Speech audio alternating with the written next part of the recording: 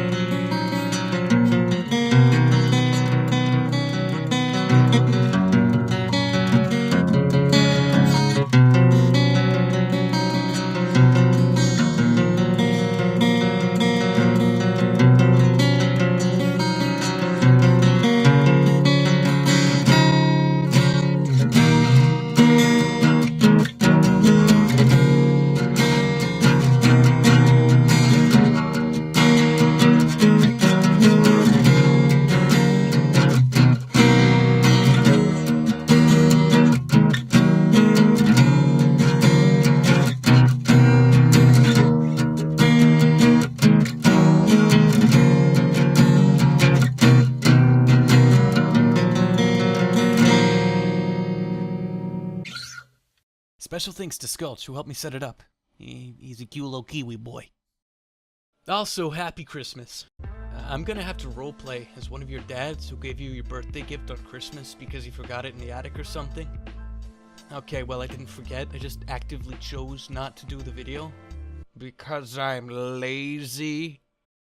That and my intestinal infection caused me to lose 20 to 35 pounds of weight. So I had to work to get that back. Less than halfway there, unfortunately, but I found some free time to do recording, so you have that. So, let's conclude this prolonged hernia of a review.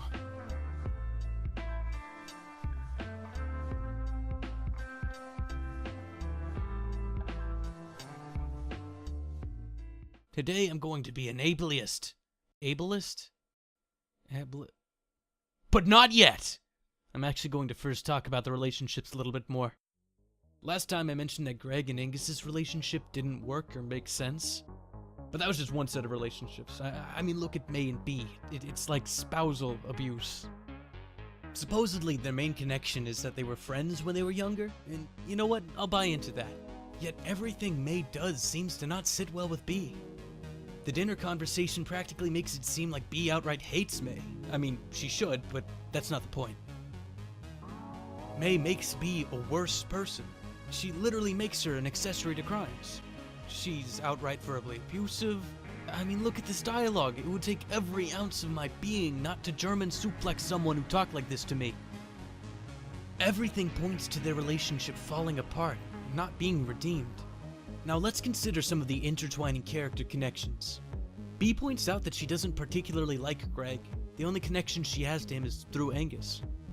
May and Greg could definitely be friends because they're both terrible people. Yet the flaw there is obviously that they're both awful people who don't want to reconcile any of their awfulness. Other than Greg, May has no connection to Angus, and May's connection to B is irreparably damaged. Probably because she outright refuses to do anything that can repair that relationship. It seems like she goes out of her way to make it worse. None of these connections or relationships sit right with me. There's an achievement in this game titled Best Available Friend. Let me define a word really quickly. Stupidity. I consider stupidity, that is, stupidity in people who have no mental deficiencies, to be a moral fault. Now, I don't consider ignorance to be a moral fault because people who are ignorant can just learn and rid themselves of their ignorance. And I'm happy about that because I'm ignorant a lot of the time. So, to me, stupidity is willful ignorance. God, I couldn't get more pretentious if I quilted my own fedora. When someone's presented with absolute evidence that makes certain interpretations of an event impossible, for someone to cling to that impossible interpretation in the face of that evidence? I consider that person to be stupid. Best Available Friend is perhaps the stupidest feat of writing in the history of video gaming. This achievement refers to May and B's relationship. Supposedly, it wishes to imply not that B is May's best available friend, but the inverse. It tries to tell the player that even though May is not a great person, she's better than nobody. There is absolutely no evidence to suggest that May is the best available friend. But B's job makes it hard for her to have friends. How is that shown at all? Also, how did you get out of the basement? Is it shown when she hangs out with Angus and Greg at band practice? Was it when we see Jackie clearly visible in the first party in the woods speaking with B? Is it shown when she presumably goes to hang out with the young socialists? I mean, after all, socialists are known for being loners, right? It's not like they're known for mobbing together and Making a nuisance of themselves. I want this communist off of my property. If it was the intention of the writers to make B a loner, they did an awful job of it. She is social enough to be part of the young part of the young socialists. And she even gets invited to college parties. I wish I got invited to college parties.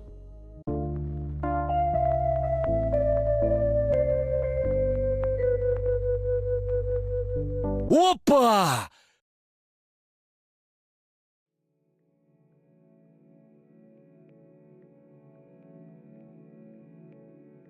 Hey, I'm sorry. Thinking about this makes me scared and sad. I feel like so many people are brainwashed by this nihilistic crap. But not you. You listened. You understood right away. It says a lot about you. And it makes me feel like every moment that I spend with you, I've made the right decision. Look, in a little bit I'm gonna have to go back to being a self-righteous megaphone.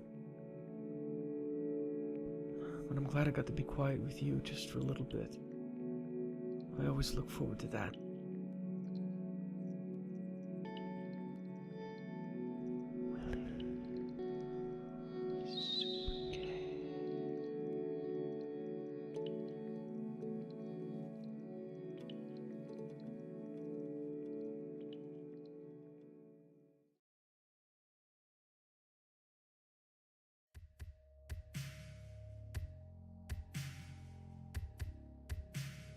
To further dismantle the stupid idea that May and B are best available friends, just look at B's relationship with Jackie.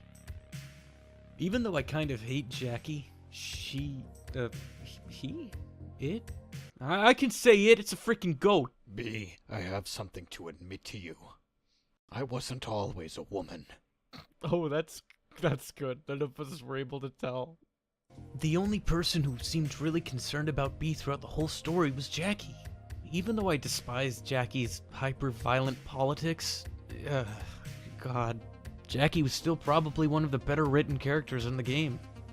But that's probably also because she only has like 10 lines and it's harder to screw stuff up when you have less stuff to make awful. Jackie really seems to care about B. I believe the relationship between B and Jackie way more than I believe it between B and May. May is a lazy, terrible, self-absorbed jerk-off. B had no need for her. The relationship should either A, be repaired because May gets over herself and grows up, which doesn't happen, or B, fall apart because May refuses to get over herself and grow up, which doesn't happen. The relationship can only possibly go downhill. Yet, the writers thought it believable for the relationship to just be magically fixed, even though May makes no meaningful change or growth. Well, Willy, of course the relationships are terrible. That's a good thing. It's just like Catcher in the Rye. I gotta stop picking on Shammy, jeez. How? Catcher in the Rye ends on a super depressing note. The main character is sick, institutionalized, and all of his relationships leave him depressed and heartbroken. It's not how it works here. May's relationships just magically get fixed for no reason. Unless you consider the nuclear option. Polyamory Christmas is hard. I never know what to get my girlfriend, or her husband, or my other girlfriend, or her girlfriend. Reactor number 4 has gone critical. Containment is failing.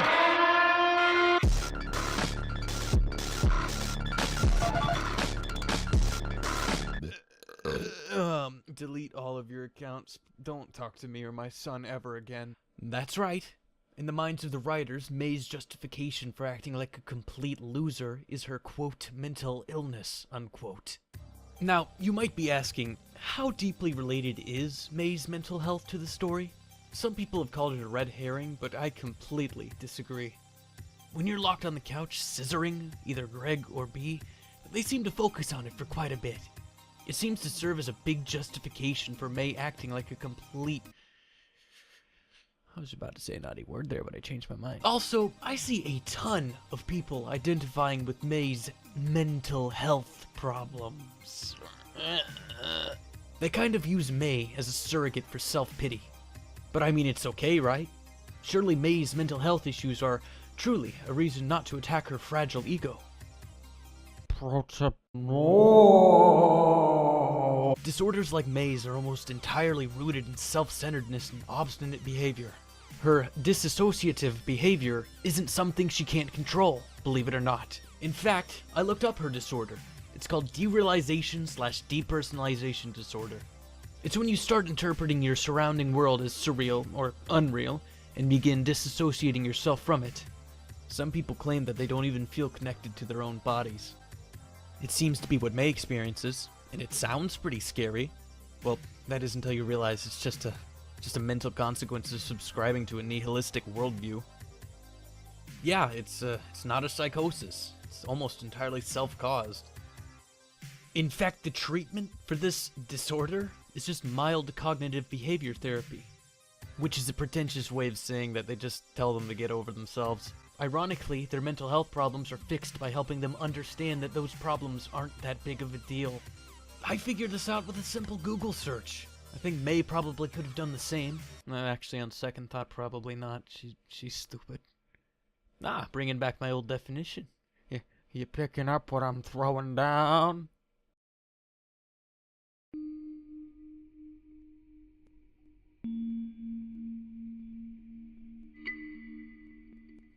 I wanted May to be a good friend to be. I loved Bee. I wanted May to help Greg grow into a good person, instead of helping him act like a degenerate moron. Night in the Woods had everything possible to appeal to me. I grew up in a dying town. I felt like I knew half of these characters. I've gone through some therapy for stuff. When I was 16 or 17, I used to be this loser. Do you know what helped me? People told me to get over myself. I was, and still am, a self-absorbed man-child, but the less I think about myself, the better I feel. A story where immature characters grow out of themselves is much more meaningful and powerful than a story with characters who remain eternal children. But guess what? These fully grown children are the target audience of Night in the Woods. I see so many Tumblrinas mention how much they identify with May, and that scares me. The idea that people could look at this useless, manipulative, self-absorbed half-wit who doesn't want to make any sort of improvement, and think that this character is someone they see themselves in. Not just aspects of themselves, but their entire identity. That's depressing. I really don't want to believe that there are people who truly identify with May's character.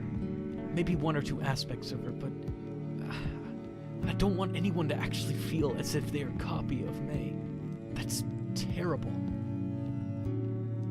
I want to encourage anyone who identifies with May to stop searching for yourself in other people, especially in fictional characters. You don't have to be bound by laziness, selfishness, and willful ignorance. I know I sound preachy, but what I'm saying really isn't a sermon. It's just basic maturity. Night in the Woods is garbage. It is a failure that had every right and chance to succeed. Oh God, what a depressing note to end on. Here's some Motu Patlu memes, I guess. Just look at them.